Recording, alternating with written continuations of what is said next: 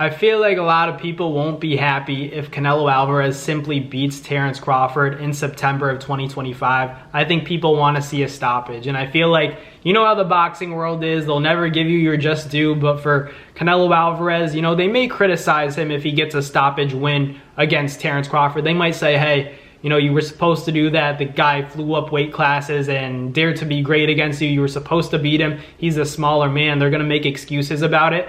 But I feel like, you know, it's a lose-lose no matter what, because if he stops Terence Crawford, like I said, they're going to say, you were supposed to do that. He came up in weight and he was the smaller guy. Of course you stopped him. If he doesn't get the stoppage, more importantly, and just beats Terence Crawford in a decision and doesn't really hurt Terence Crawford, people are going to let Canelo Alvarez hear the hate and say stuff like, you know, you don't have power, you're not that great, you couldn't get the stoppage against a smaller man. So, like, Canelo's in an interesting situation where, yeah, he's going to make a lot of money against Terence Crawford, but is this legacy determined by whether or not he's able to get a stoppage against Terence Crawford? Because I feel like a lot of people aren't going to be satisfied if he just cruises to a decision victory. He's going to have to make a statement, and will Terence Crawford allow that?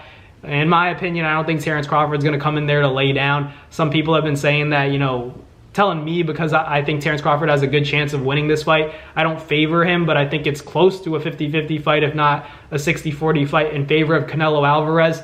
And I think, you know, people have been saying that Charlo 2.0, this is going to look like the Charlo fight. And I just don't think it's in, you know, Terence Crawford's nature to just pick up a paycheck. You know, I think he wanted this fight because it does make him a lot of money, but he's killing two birds with one stone. He gets to make a lot of money and he dares to be great. And, you know, this isn't just a fight where you could just grab your cash and say bye. I feel like, you know, this is still a legacy fight for him. He doesn't want to lose his O. You know, I feel like people are forgetting about that. You think Terence Crawford is one of those guys that's okay with just losing his O just for the bag? I don't think that's in his nature. Like I said, I just think he's too competitive. If anyone really knows how Terence Crawford operates, if you've really been watching him, watch his interviews, watch the all accesses, you know, all the fight camps, everything that Top Rank has put out, you know, showing his story up until this point. I feel like if you've really been following Terence Crawford, you guys know how competitive he is, you know, and if you don't know how competitive he is, you don't really know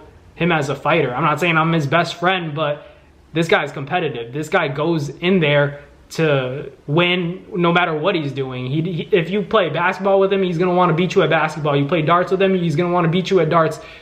In that boxing ring, the thing that he's considered the best in the world at, you think he's going to go in there against Canelo and lay down? I just don't see it. You know, anybody else I would say, okay, maybe he's just there for the check. But Terence Crawford is so, like, mentally locked in and such a competitor in his brain. I don't think he's going to allow himself to just, you know, cruise in there and just try to hang in there with Canelo, you know, one jab and then, you know, off to the side. I think there are going to be moments where we're going to see Terence Crawford exchange with Canelo Alvarez, and this fight might be more exciting than people think and less one-sided than people think. I feel like you're getting two great talents, and most importantly, these guys are, you know, brave, they're bold, they take great challenges. Both of these guys have accomplished so much in their boxing careers, but to be fighting each other is just legendary. I feel like it's going to be greatness against greatness, and I don't think that either guy is going to really want to back down. They're going to want to prove themselves regardless. You know, we've talked about the weight, but let's also talk about that that competition, the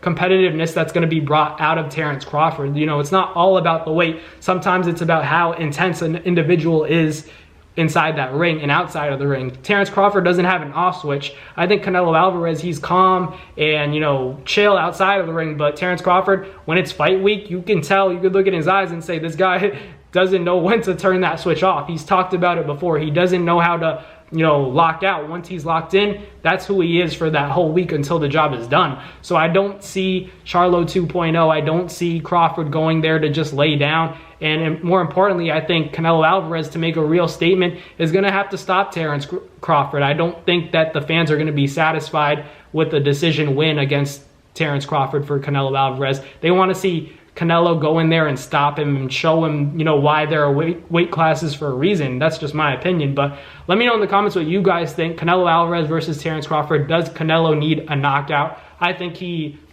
you know, to satisfy me, you know, I think he just needs to maybe drop him, show that he can hurt him. But, you know, if he gets the stoppage, then I think that's much respect to Canelo Alvarez. But let me know down below. Catch you guys on the next video. Peace.